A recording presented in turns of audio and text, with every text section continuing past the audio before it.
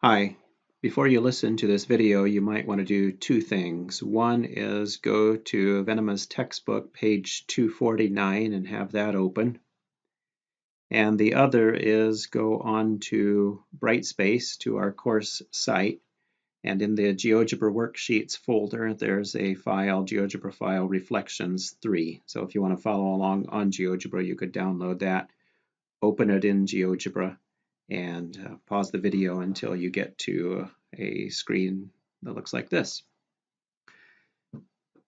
What I want to do in this video is walk through the existence proof of theorem 10.1.8 on page 249 of Venema.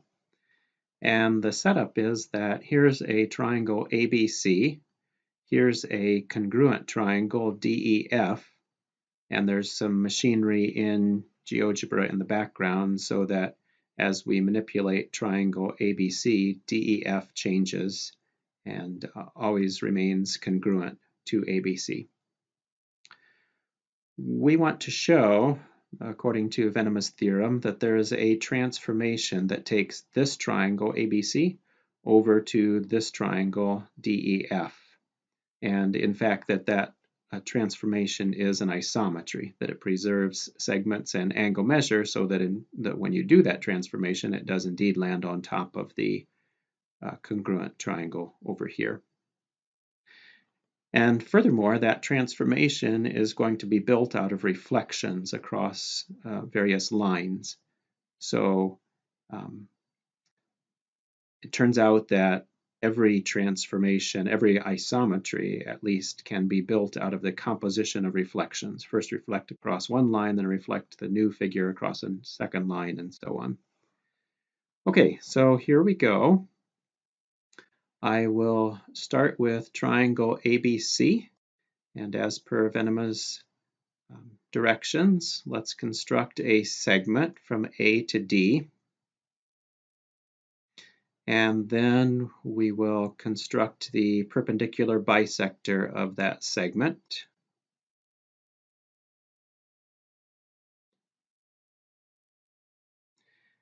And let's label this perpendicular bisector to be line L. It's up here, you can barely see it.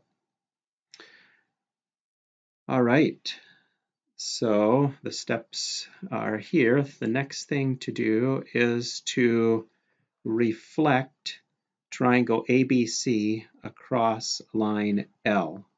So what I'm going to do is go up here to the transformations tool, choose reflect across a line, and then select this whole triangle ABC. So we'll do it one vertex at a time. Now hold down the control key so you can select more things.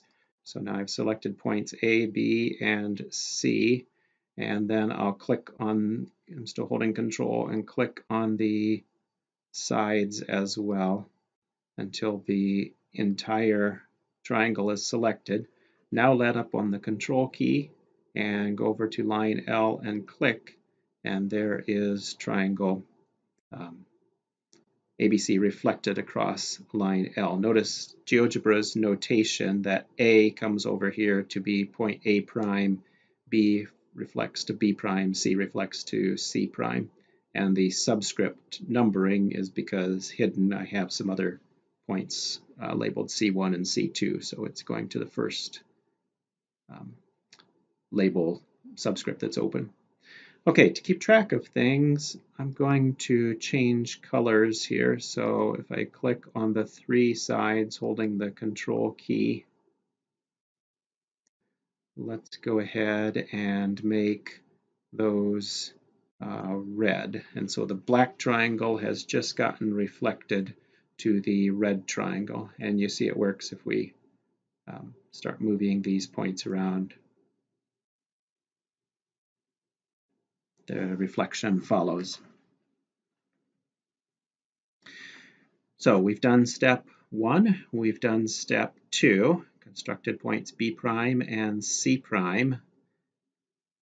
Notice that point A reflected over to point D because we chose line L to be the perpendicular bisector of segment AD.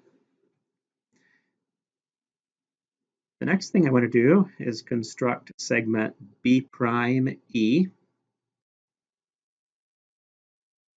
So here is B prime, and here is point E. And then I want the perpendicular bisector of that segment. So select the perpendicular bisector tool and click segment BE. And let's label this line. Select and right click.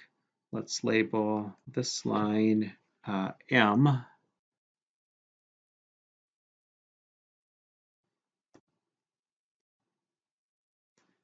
This label's up here. And notice that the perpendicular bisector of B prime E goes through point D. Does that always happen? Well, if I come back here and drag these things around a bit, yes. All right. So we have done step 3. I now have line M. And now what I'm going to do is take the red triangle and reflect it across line M. So let's choose the Reflect Across a Line tool again, and now select the red triangle. Click, hold Control, click for the vertices and the sides. Let up on the Control key, click line M, and now down here is a reflection of the red triangle. Let's change colors here so we can refer to it by color.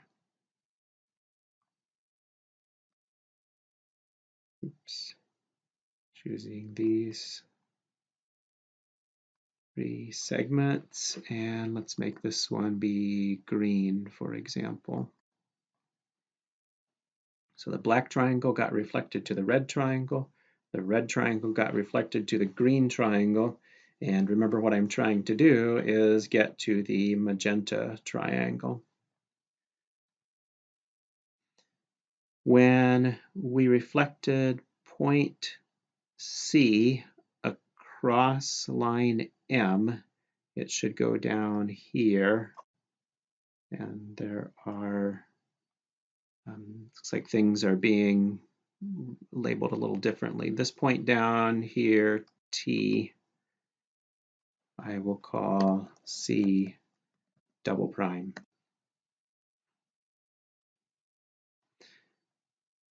And I can still manipulate my original triangle and note that it follows, it's equidistant from line M and perpendicular, and C prime, C double prime is perpendicular to line M. Now, it turns out that there are 2 cases depending on how my original triangle was oriented with respect to the congruent triangle, how ABC and DEF were oriented to each other. One case is that the green triangle actually would have landed right on top of the magenta triangle, and we'd be done. And in that case, the transformation would consist of first reflect across line L, and then take that and reflect across line M. It turns out that my 2 triangles were oriented such that the green triangle isn't quite what I want, but you can see it's pretty close to the magenta triangle. In fact, you can probably see what to do. Let's take line DE. I'll go ahead and construct that in Geogebra. The segment is already there.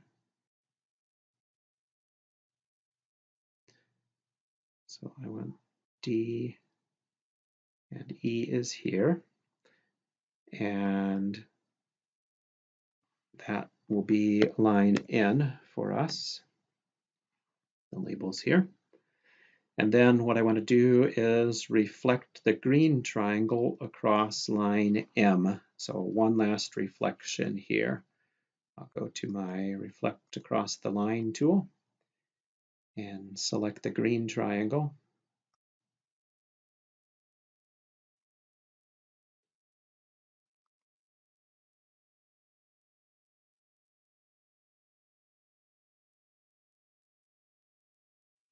And oops, it looks like, not sure this is going to work.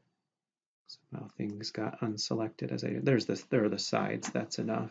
Now can I click line N? And yes, you really couldn't see what happened. The green triangle flipped over line N and landed exactly on top of the magenta triangle, my original triangle DEF. And you say, well, is that always the case? So let's go back one more time and manipulate the original triangle. And what you're seeing is that, in fact, the new green triangle, my final triple prime triangle, is lying right on top of triangle DEF. And so I have achieved the overall transformation that I wanted, this time with 3 reflections. First across line L to go from black to red, then across line M to go from red to green, and finally across line N to go from green to magenta. So in either case, however it worked out, the transformation, the isometry to go from one triangle to another was either 2 or 3 consecutive reflections.